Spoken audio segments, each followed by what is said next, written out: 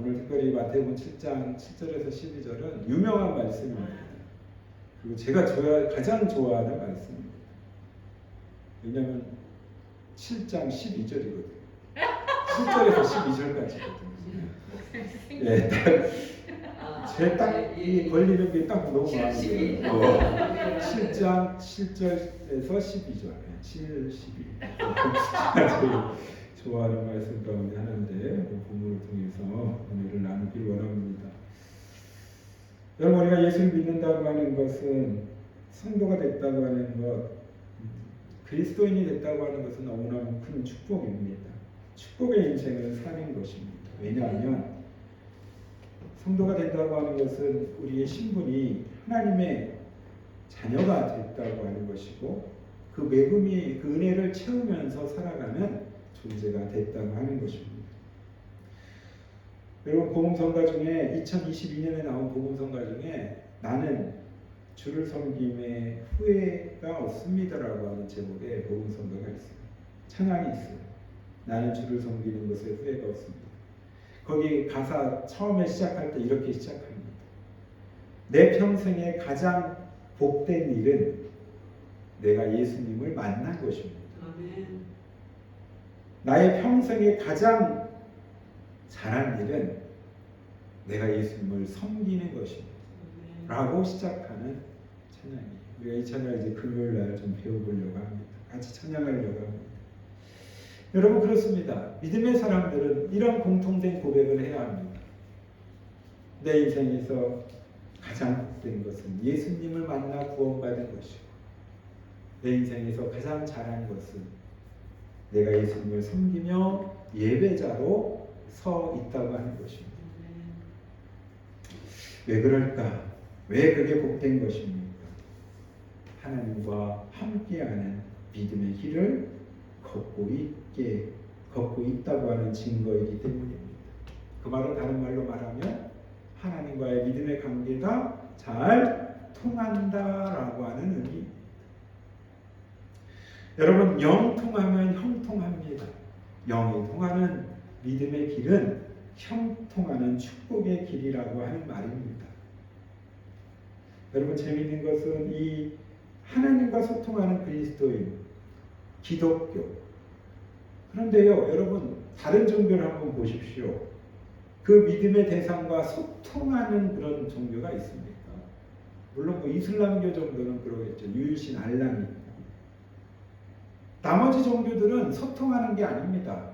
아니, 소통할 필요가 없고 의미가 없습니다. 그냥 믿음의 대상에게 믿음을 내가 표현하기보다 내가 원하는 것들을 받음을 통하여 그 대가로 나는 어떤 물질을 드리든지 시간을 드리는 거죠.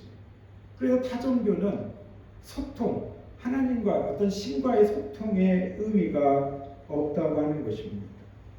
믿음의 대상과 함께 산다고는 하지만 그 함께 사는 그 이유와 목적이 하나님과 소통하는 저와 여러분과는 분명히 다르다고 하는 것입니다. 기독교는 분명하게 하나님과의 관계를 통해서 하나님이 의도하는 것이 무엇인지를 깨닫는 종교입니다. 소통, 대화의 목적이 뭡니까? 그 소통과 대화를 통해서 서로를 알아가는 것이죠. 하나님은 저와 여러분을 너무나 잘 아시는데 저와 여러분들은 하나님을 모를 때 소통을 통해서 하나님이 나에게 무엇을 가르치고 원하고 바라고 계신지를 깨닫는 것이죠. 또 그대로 살아가는 것입니다. 여러분, 우리들은 믿음의 길을 간다고 하지만 아픔도 있고 걱정도 있고 근심도 있습니다. 어려움도 있습니다. 어떤 때는 용기가 필요할 때가 있고요. 어떤 때는 두렵고 떨림으로 내 몸의 연약함 때문에 일주일, 한 달을 그냥 그곳에서 쉬어야 될 때도 있습니다. 힘들죠, 어렵죠. 이 모든 것들을 하나님은 아신다고 하는 것입니다. 그래서 하나님께서는 우리 가운데 직접적으로 말씀하십니다. 성경을 통해서 말씀하십니다. 그러면서 이렇게 우리에게 속삭이십니다. 나는 너와 대화하고 싶다. 나는 너와 소통하고 싶다. 바로 그것이 뭡니까? 바로 그게 기도입니다. 우리가 기도에 대해서 많이 배우고 많이 듣고 많이 저도 가르치고 여러분들도 기도를 실천하고 있습니다. 우리 본문의 말씀 너무나도 잘 아는 말씀. 자, 오늘 본문을 통해서 그럼에도 불구하고 우리가 세 가지 정도로 생각해 보려고 합니다. 첫 번째 기도는 하나님과의 소통입니다. 오늘 제목처럼 따라서 해볼까요? 기도는 하나님과의 소통이다. 그렇습니다. 소통은 커뮤니케이션이라고 말하지. 서로의 의사를 알아가는 것입니다. 서로의 의사를 알아가며 대화하는 것입니다. 하나님과 대화는 여러 가지 수단이 있겠지만 그 가운데 제일 중요한 것이 바로 기도라고 하는 것입니다. 기도는 단순히 하나님과의 대화를 뛰어넘어서 내가 원하는 것을 하나님 앞에 고백하고 알리는 것을 뛰어넘어서 하나님이 나에게 지금 무엇을 원하고 계신지, 하나님이 지금 나에게 어떤 말씀을 하고 계신지를 깨닫는 것입니다. 사랑하는 여러분, 이 땅을 살면서 하나님께서 우리에게 주신 말씀의 놀라운 은혜가 우리의 기도를 통해서 성취되고 있음을 믿으십니까? 기도하라고 말씀하시는 그 기도의 명령에 우리가 순종할 때에 하나님은 하나님 되심을 드러내 보여주십니다. 우리의 믿음을 통해서 느끼게 해주십니다. 깨닫게 해주십니다. 이것이야말로 하나님 우리에게 가르쳐 주시는 믿음의 신비이자 기도의 축복인 것입니다. 베드로전서 1장 23절에 이런 말씀이 있습니다. 여러분 주보에 한번 볼까요? 설교 참고 말씀. 베드로전서 1장 23절. 같이 읽겠습니다. 시작. 너희가 거듭난 것은 썩어질 씨로 된 것이 아니요 썩지 아니할 씨로 된 것이니 살아있고 항상 있는 하나님의 말씀으로 되어있다. 그렇습니다. 하나님의 말씀. 썩어질 씨로 된 것이 아니고 썩지 아니할 씨로 됐는데 그것들이 항상 살아있고 그 살아있음을 통하여 스스로 증거하시는 것. 바로 그것이 하나님의 말씀인 것입니다. 그 하나님의 말씀에 대해서 요한계시록 22장 19절에 이렇게 경고합니다. 우리 설교 참가 말씀 요한계시록 22장 19절 같이 볼까요? 시작. 만일 누구든지 두루마리의 예언의 말씀에서 지하여 버리면 하나님의 기름만이 기록된 생명나무와 및 거룩한 성의 참여함을 자여 버리시리라. 무슨 말씀입니까? 누구라도 하나님의 예언의 말씀을 제하여 버리면, 없애버리면, 왜곡해버리면, 바꿔버리면 하나님은 그 이름을 생명나무에서, 생명책에서 지워버리겠다라고 하는 무서운 말입니다. 여러분, 성경은 약 3,500년 전부터 쓰여졌습니다. 3,500년 전은 BC 1,500년 경부터 쓰여졌다는 말이지. BC는 Before Christ입니다. 예수님처럼. 그 다음에 AD 90년까지 쓰여졌습니다. AD는 아도 도미니라고 하는 말입니다. 새로운 게 시작됐다는 말이죠. 90년까지 약 40명의 믿음의 저자들을 통해서 쓰여져 우리 손까지 왔습니다. 제가 말씀드렸죠. 숫자의 중요성에 대해서. 성경은 66권이고 모든 장을 합해보면 더해보면 1189장으로 되어 있습니다. 모든 절을 계산해보면 31,102절로 되어 있습니다. 이것이 바로 우리에게 하나님께서 기도하라고 하는 것뿐만 아니라 모든 것들을 말씀과 율례와 규례를 정한 성경입니다. 이 성경이 저와 여러분에게 있다고 하는 것, 이것이 능력이자 힘입니다. 그 힘을 정말로 발휘할 수 있게 하는 것보다 바로 기도죠. 하나님과 소통하는 것입니다. 여러분, 요즘 사람들의 시간들을 이렇게 여가 시간을 계산을 해봤는데요. 한 20년, 30년 전만 해도 TV를 보는 것이 약 여가 시간의 30-40%를 차지했어요. 근데 지금은요, 유튜브를 보는 것이 약 40에서 50%를 차지한다. 맞아요. 텔레비 안 봐요. 텔레비를 안 봐요. 전철에 타면은요, 다 핸드폰 보고 있어요. 물론 뭘 보는지 모르겠지만. 재밌는 게 엘리베이터를 타잖아요. 그리고 엘리베이터 타면 사람들이 좀 왠지 좀 저기 하잖아요. 다 뭐 보는 줄 아세요? 핸드폰 보고 있어요. 맞아요. 근데 유튜브를 보잖아요. 보는데 요즘 유튜브를 보면 예를 들면 제가 다이어트에 대한 것을 검색해서 보면은요. 알고리즘 쫙 네. 나와요. 다이어트에 대한 관련된 정보 것들이 다 뜹니다. 건강에 대해서 뭐 당뇨병이나 이런 걸 체크해서 보잖아요. 그러면 당뇨병뿐만 아니라 모든 생로병사의 비밀 뭐 이런 것만 뜹니다. 그걸 바로 알고리즘이라고 하죠. 네. 어떤 거에 관심을 갖고 있다라고 벌써 컴퓨터가 이 유튜브가 알고요. 그에 맞게 정보를 계속 제공해 줍니다.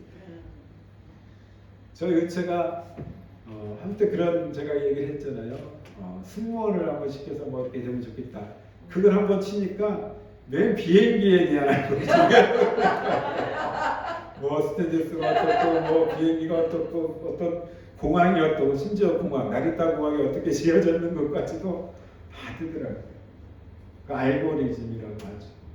여러분 그것뿐만입니까? 뭐 어디 예를 들면 뭐 홈쇼핑이나 아니면 옛날에 지금 쿠팡이 정보 누출 때문에 많이 시끄럽잖아요. 그런데 가가지고 어떤 물건 하나 딱 사면 그거 한두 개만 관련된 거 사면은요 계속 메일이 옵니다. 네. 그게 바로 알고리즘이시죠. 컴퓨터가 벌써 분석합니다. 이 사람의 가입을 할 때요 회원 가입을 하면 나이, 직업, 뭐 성별 뭐 다 해가지고 이 사람이 뭘 좋아하는지까지 다 해서 맞춰서 다 보내줘요.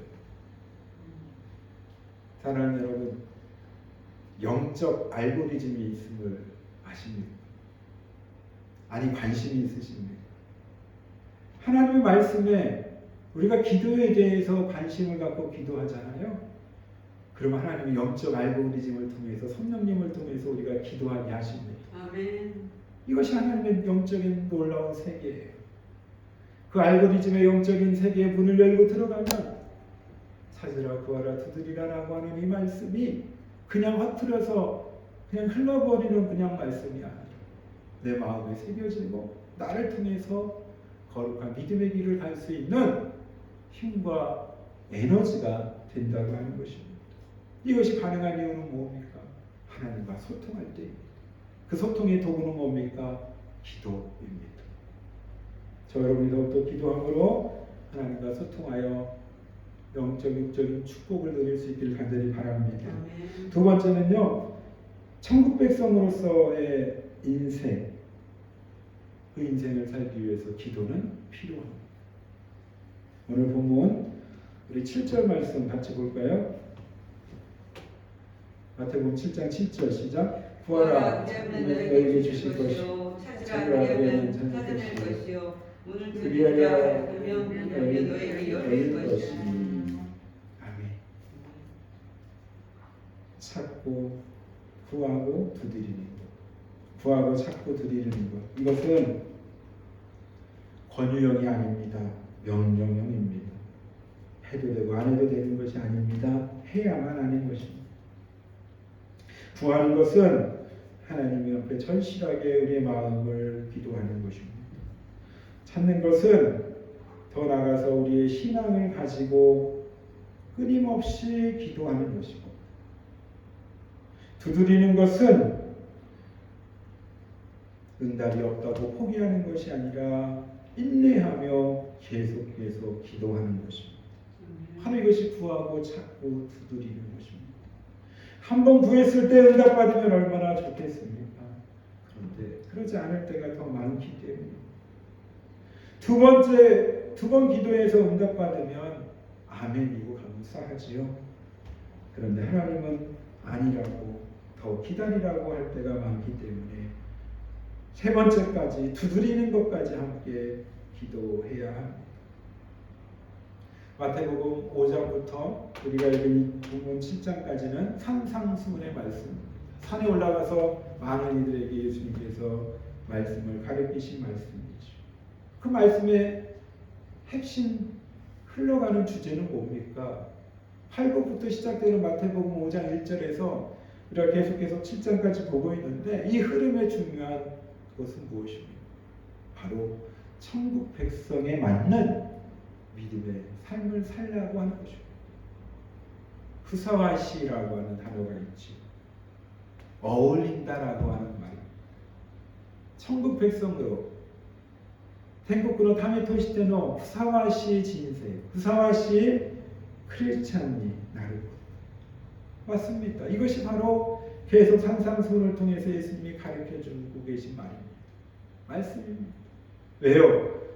그렇게 어울리는 천국 백성으로 어울리는 삶을 이 땅에서 누리지 않으면 천국에 가서도 불편하기 때문에 여기서 적응 훈련하는 겁니다. 여기서 훈련 잘하면 하나님의 나라에 가서도 넉넉히 승리하며 하나님과 거룩한 영원한 삶을 살게 될 줄로 믿습니다. 여러분 미국에 가시면 특별히 항공우주국이라는 게 있지요. 로켓 항공우주선을 보내는 곳, 나사라고 하는 곳입니다. 그 나사에 가면은요, 우주 비행사들을 훈련을 시키는데, 물론 뭐 이론적인 훈련도 많이 시키겠지요. 또 실습적인 훈련을 많이 시키겠죠. 특별히 그 가운데도 적응 훈련을 시키는데요. 진짜 우주에 비행선이 가가지고 머물면서 어떤 목적을 가지고 거기서 뭐 한 달이든 두 달이든 머물게 되잖아요. 그러면은 여러분 영상 보셨지만 이렇게 사람이 둥둥 떠 있잖아요. 네. 중력이 있지 않기 때문에 그냥 둥둥 떠다닙니다.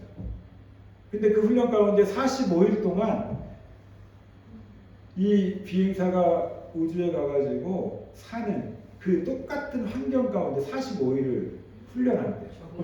적응 훈련을 한다는 거예요.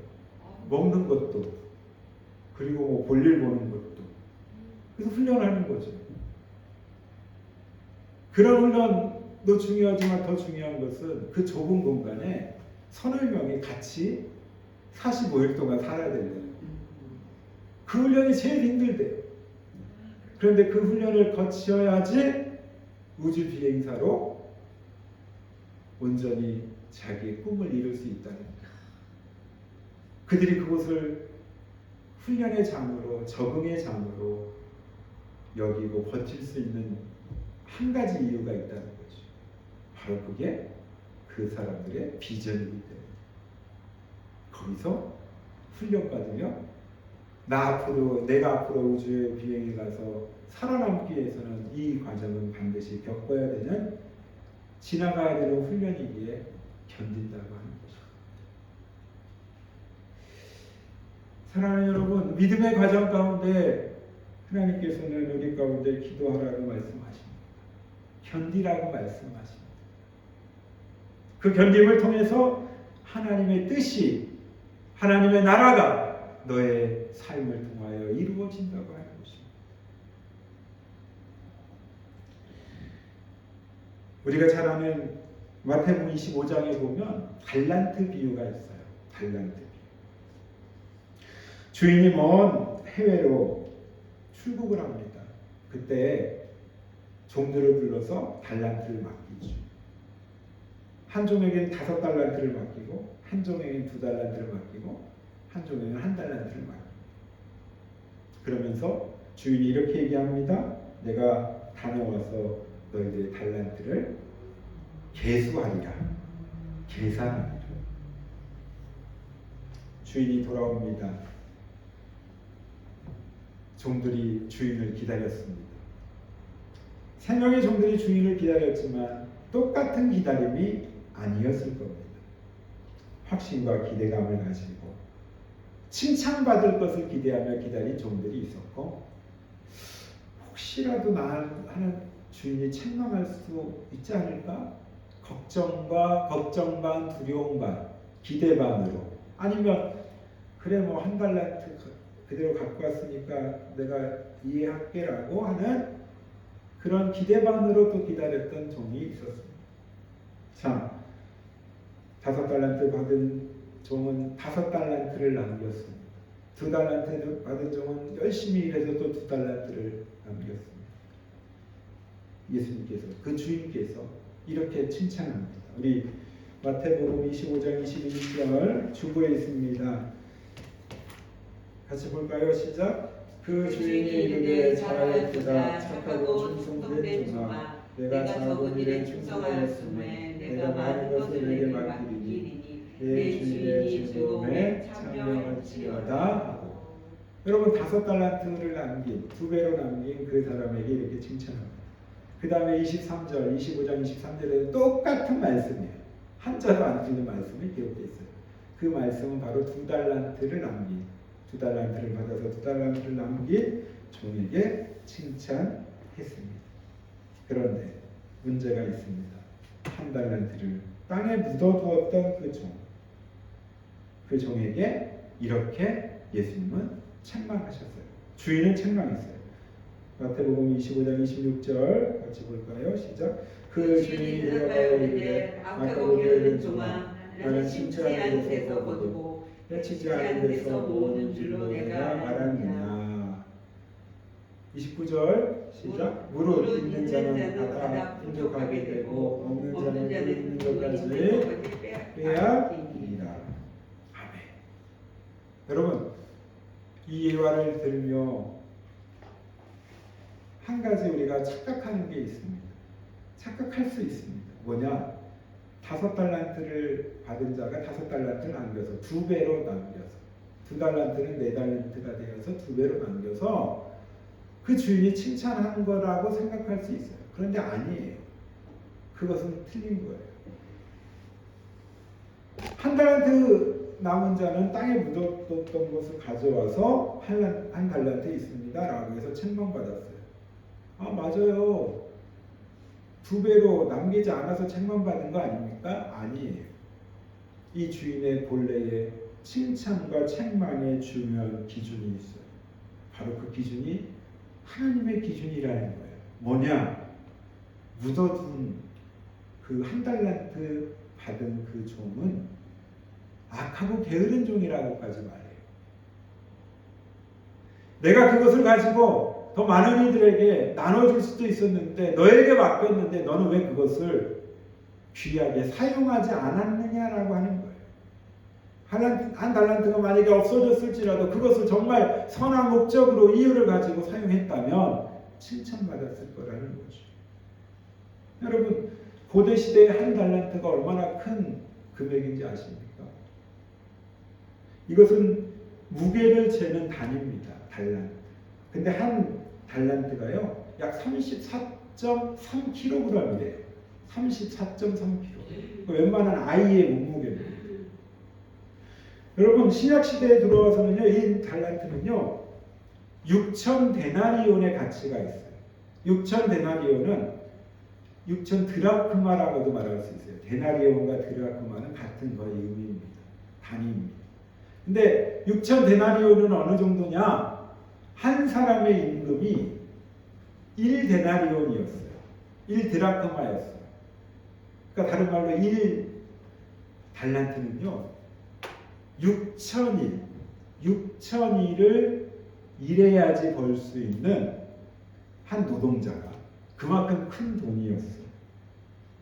지금으로 계산하면요. 하나도 돈 안 쓰고 약 16년 4개월을 일해야지 벌 수 있는 지금으로 말하면 약 우리가 만행씩 일당을 받는다고 하면 약 6천만에 약 6억 한국 돈으로 하면 원으로 하면 6억이 넘는 돈. 그만큼 큰 돈을 맡긴 거예요. 그 돈을 묻어놨다는 거죠. 아무것도 안 하고. 그럼 그 묻어놨다고 하는 의미는 그 돈은 돌아야지 돈이잖아요. 근데 죽어 있었다는 겁니다. 돈이 죽어 있으면 안 되잖아요. 돈은 사용하고 쓰고 돌아야 되는 거죠. 그래서 책망 받은 것입니다. 사랑하는 여러분 그렇습니다. 천국은 따라서 해볼까요? 천국은 천국은 침노하는 자의 것이다. 침노하는 자의 것이다. 아멘. 침노한다고 하는 말은 무슨 말입니까? 물론 공격한다, 뭐 나쁘게 말하면 뭐 공격하고 막 시비를 걸어서 싸우려고 하는 그런 의미 같지만 사실은 그 뒤에 감춰져 있는 진짜 의미는 천국은 소유하는 자, 하나님을 기쁘시게 하고 하나님의 영광을 위해 헌신하고 쓰임받고 하나님의 영광을 위하여 목숨을 거는 자들에게 더 가깝게 다가오는 더 큰 상급으로 하나님이 갚아주신다고 하는 의미이죠. 아멘. 계속해서 우리 본문에서 구체적으로 이제 설명합니다. 9절에 보면 이렇게 말합니다. 우리 9절 10절 같이 볼까요? 시작. 본문 우리 마태복음 7장 9절입니다. 시작. 너희 중에 누가 이들이 떡을 달라 하는데 돌을 주며 생선을 달라 하는데 뱀을 줄 사람이 있겠느냐. 아멘입니까? 아멘입니다. 여러분, 육신의 부모라도 아들이 떡을 달라고 하면 돌을 줄 자가 누가 있고 생선을 달라고 하면 뱀을 줄 자가 누가 있느냐. 육신의 아버지, 육신의 어머니, 육신의 부모들도 당연히 이렇게 하는데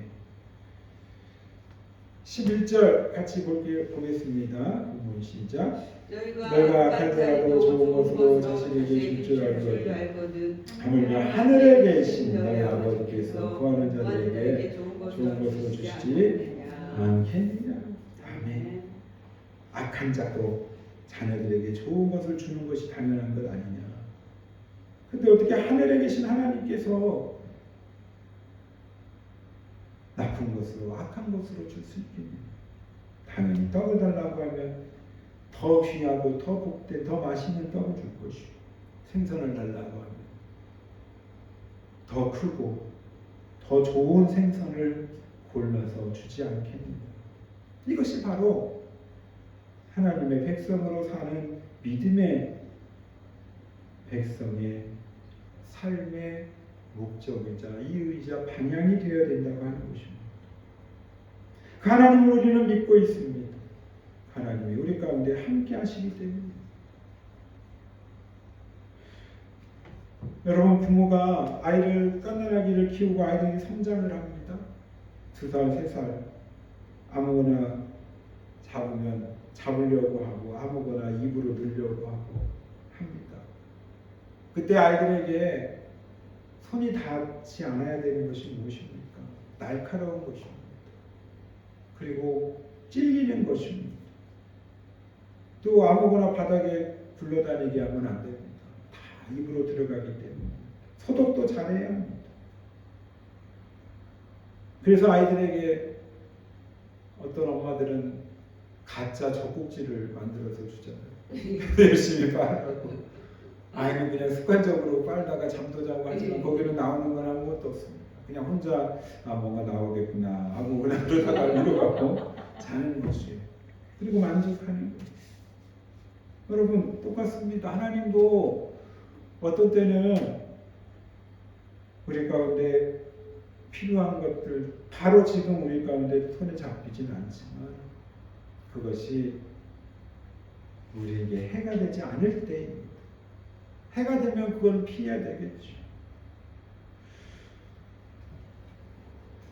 믿음의 백성으로 산다는 것은 하나님의 거룩한 손을 붙잡고 사는 사람들입니다. 하나님이 함께 믿음의 공간 안에 사는 사람들입니다. 눈에 보이진 않습니다. 그러나 눈에 보이지 않는 것을 뛰어넘는 거룩한 영적인 것을 보고 사는 사람들입니다. 그게 가능한 이유는 무엇입니까? 하나님이 진짜 나의 창조주 되시고 아버지 되신다고 하는 것을 믿음으로 고백하는 순간입니다.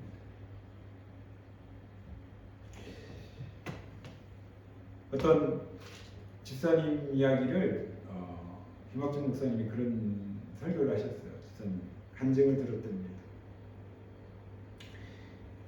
이 집사님은 과장으로 대기업에서 근무를 하셨어요. 근데 이제 부장으로 승진을 해야 되는데 승진이 잘 안 되고 있었습니다. 그때 누군가로부터 제안을 받습니다. 여기에 도장을 찍으면 내가 부장으로 승진하는 데 도움을 주겠다. 근데 문제는 그 도장을 찍는 것이 올바른 게 아니었습니다. 부정적인 일이었습니다. 어떤 업체로부터 뭔가를 받고 그 받음의 대가로 그 업체를 선정해주는 일이었습니다. 고민하다 기도하다 거부했습니다. 그러자 그 집사님에게 불이익이 생깁니다. 부장으로 서울 본사에서 올라가야 되는데 저 지방에 창고를 맡는 그런 과장으로 전보가 난 겁니다. 그 사실을 알고 이 집사님은 어땠을까? 본인 말로는 후회 겸 감사가 있었대요. 에휴, 내가 그때 도장 찍으면 어떻게 됐을까? 왜 생각을 안 하겠습니까? 그럼에도 내가 결정한 거니까 회사에 또 발령이니까 감사함으로 받자 해서 지방에 내려가서 창고를 지키는, 물론 또 창고가 뭐 이런 동네 창고가 아니에요. 대기업이기 때문에 3개월이 지났는데 또 한 번의 시험 유혹이 왔어요. 또 어떤 것에 도장을 찍고 그것을 함께 책임을 지면 내가 당신을 다시 서울 본사로 부장, 팀장으로 승진시켜서 보내주겠다. 기도했습니다. 하나님 말씀을 기도하며 찾는데 신명기 28장의 말씀이 딱 보여지더래요. 내가 너를 세계에서 으뜸이 되게 하리라. 뛰어나게 하리라.